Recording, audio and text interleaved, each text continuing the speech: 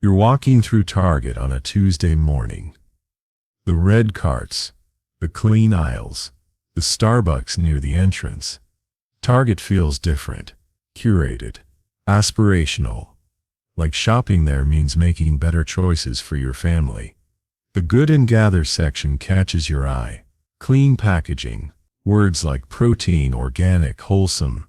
Target store brands, launched with promises of better ingredients at accessible prices. When you're rushing through the breakfast aisle grabbing something quick for your kids before school, that brand trust matters.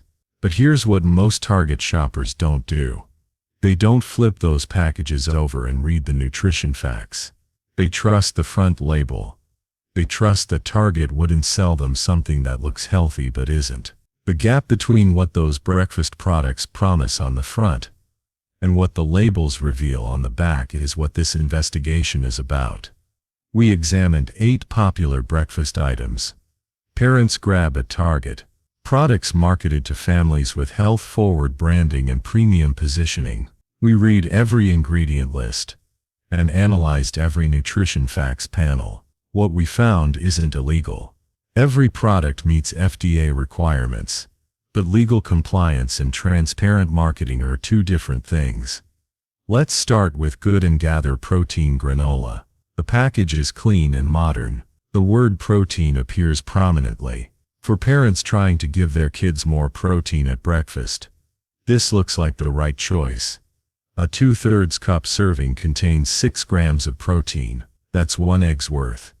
A cup of regular milk contains 8 grams, but that same serving also contains 11 to 13 grams of sugar, depending on variety, nearly 3 teaspoons. The ingredient list shows why. Sugar appears in multiple forms. Cane sugar, brown rice syrup, honey. These are all sugar sources with different names. The granola needs sweetness to be palatable. The ingredients include whole grain oats, which is positive, along with various nuts and seeds. But then come the oils. Sunflower oil and canola oil create the clustered, crunchy texture. The serving contains 11 to 13 grams of fat. Some comes from nuts, but the added oils contribute significantly to total fat and calories. The practical issue is the protein-to-sugar ratio. If you're buying this specifically for protein, you're getting 6 grams with nearly double that in sugar. For a product marketed as protein-forward, that ratio doesn't deliver what the front label suggests. Greek yogurt provides 15 to 20 grams of protein per cup with 6 to 9 grams of sugar. Eggs provide 6 grams of protein with 0 sugar. Both cost less per serving. Good and Gather protein granola costs $5 to $6 for 12 ounces. That's 40 to 50 cents per serving. Regular oats cost 10 cents per serving with no added sugar. The granola is convenient and shelf-stable, but the protein claim creates an expectation the nutrition facts don't support. Market pantry toaster pastries are Target's version of Pop-Tarts. Frosted pastries that kids love. They come in flavors like strawberry, brown sugar, cinnamon, and chocolate fudge. They're cheap. They're fast. And millions of American children eat them multiple times a week. A single pastry contains approximately 200 calories and 16 to 18 grams of sugar. The serving size listed on boxes is 1 pastry. But pastries come in packages of 2 stuck together. Most children eat both. That's 400 calories and 32 to 36 grams of sugar before school starts. The American Heart Association recommends children consume less than 25 grams of added sugar per entire day. 2 toaster pastries exceed that limit before 8 a.m. The ingredient list reveals what these pastries actually are. Enriched flour, which is refined white flour. Corn syrup and high fructose corn syrup as primary sweeteners. Sugar. Dextrose, which is another form of sugar. The filling contains more corn syrup and dextrose along with fruit concentrate for flavoring. The frosting is primarily sugar and partially hydrogenated oil in some formulations. Partially hydrogenated oils contain trans fats. The FDA has restricted their use. and most manufacturers have reformulated. But some products still contain trace amounts below the labeling threshold. If the ingredient list says partially hydrogenated, trans fats are present even if the nutrition label says 0 grams. These are industrial fats linked to heart disease. They cost $2 for 8 pastries. That's 25 cents per pastry, or 50 cents for a typical 2-pastry breakfast. They're cheap because the ingredients are cheap. Refined flour, corn syrup, and industrial oils are inexpensive raw materials. The product delivers quick energy from sugar and refined carbs, followed by a blood sugar crash within 2 hours. As a daily breakfast for children, it's nutritionally problematic. As an occasional treat, at least it's honest about being a frosted sugar pastry. Good and Gather instant oatmeal in maple and brown sugar flavor has a wholesome image. Oatmeal is made from oats, a whole grain. It's warm and filling. Many parents choose instant oatmeal, thinking they're giving kids a healthier alternative to cold cereal or pastries.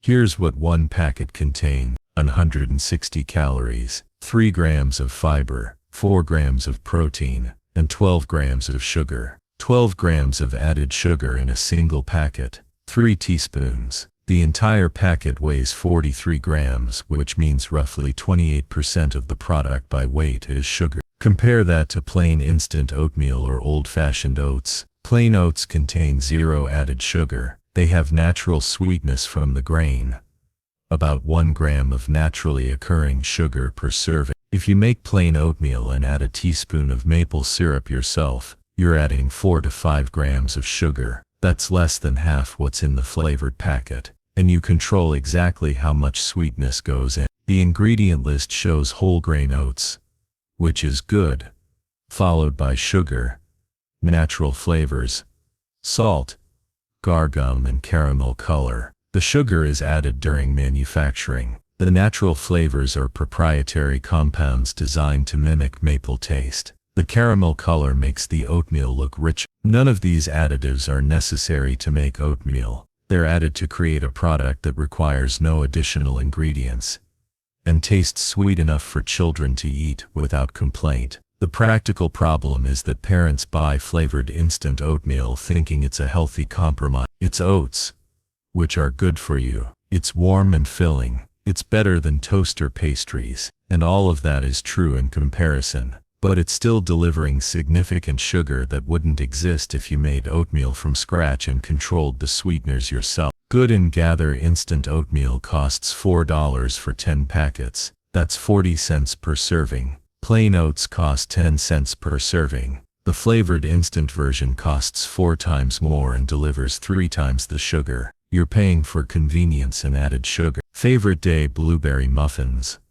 Look substantial with visible blueberries. Favorite Day is Target's bakery and indulgence brand. These muffins sit in the bakery section or breakfast aisle. They're large. For parents who want to give kids something more than cereal but don't have time to make breakfast from scratch, these feel like a practical middle ground. A single muffin contains approximately 420 to 460 calories and 322 to 386 grams of sugar. Let me put that in context. A Krispy Kreme glazed donut contains 90 calories and 10 grams of sugar. This muffin, marketed as a breakfast item, has more than double the calories and more than triple the sugar of a donut that no one would call health food. The muffin is larger, which explains some of the calorie difference, but the sugar density is remarkable. The ingredient list shows enriched bleached flour, sugar, soybean oil, eggs, and a blueberry filling containing more sugar, corn syrup, and modified cornstarch. The muffin is designed to be moist, sweet, and shelf-stable for several days. Real muffins made at home dry out within 2 days. These stay soft because of the oil content, the modified cornstarch that retains moisture, and preservatives that prevent mold. The blueberries are real but in a sweetened filling. The filling needs to survive baking, cooling, freezing, shipping, thawing, and display without breaking down. That requires more than fruit. It requires food science and stabilizers. They cost $4 to $5 for a package of 4. That's $1 to $1.25 per muffin. Parents are paying premium prices for what they believe is reasonable breakfast. But nutritionally, these muffins are closer to cake than balanced morning meals. If you're giving a child 450 calories and 3 grams of sugar for breakfast, you're serving dessert, not wholesome. Good and Gather fruit and grain bars contain 130 to 150 calories and 11 to 13 grams of sugar. The ingredient list shows whole grain oats, followed by corn syrup, sugar, vegetable glycerin, and fruit puree concentrate. The bars are held together with corn syrup and sugar syrups. Real fruit and oats would fall apart or harden within days. The fruit component is concentrated forms that lost fiber and volume. Natural and artificial flavors enhance the taste. They cost 60 to 65 cents per bar. A banana costs 20 cents with natural fruit sugar, fiber, and no added ingredients. Simply Balanced Organic Cereal Honey O's is Target's organic brand. A serving contains 110 calories, 2 grams of fiber, 2 grams of protein, and 9 grams of sugar. 9 grams in organic cereal. More than 2 teaspoons. The ingredient list shows organic whole grain oat flour, organic cane sugar, organic honey, and organic brown rice syrup. Everything is organic. But organic sugar is still sugar. It affects blood glucose the same way. The cereal costs $4.50 to $5. Conventional cereal costs $3. You're paying 50% more for organic certification. The nutritional profile is similar. You're paying for production standards, not meaningfully different nutrition. Here's what these 8 products reveal. Good and Gather protein granola delivers less protein than an egg with double the sugar. Market Pantry toaster pastries exceed daily sugar limits in one breakfast. Good and Gather instant oatmeal contains 3 times more sugar than plain oats. Favorite Day muffins have triple the sugar of a donut. Good and Gather maple syrup contains no maple, just corn syrup with flavoring. Market Pantry pancake mix includes aluminum-based leavening. Good and Gather fruit bars are held together with corn syrup. Simply Balanced Organic cereal costs 50% more with similar sugar content. The pattern is consistent. Front of package marketing emphasizes protein, whole grains, organic, or fruit. The nutrition facts tell different stories involving added sugars, refined flours, and processing methods. None of this is illegal. But the gap between marketing and nutritional reality is substantial. For parents shopping at Target because it feels like a more thoughtful choice, these breakfast products require the same label scrutiny as products from any retailer. Clean packaging and premium positioning don't automatically mean clean ingredients. The labels contain all the information. It's printed on every package. But the marketing on the front creates expectations the nutrition facts often don't fulfill.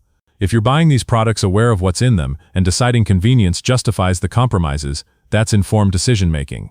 But if you're grabbing Good and Gather granola thinking you're giving your kids protein-forward nutrition, or buying Simply Balanced cereal thinking organic means low sugar, the labels deserve a closer look. Target positions itself as a curated retailer with higher standards.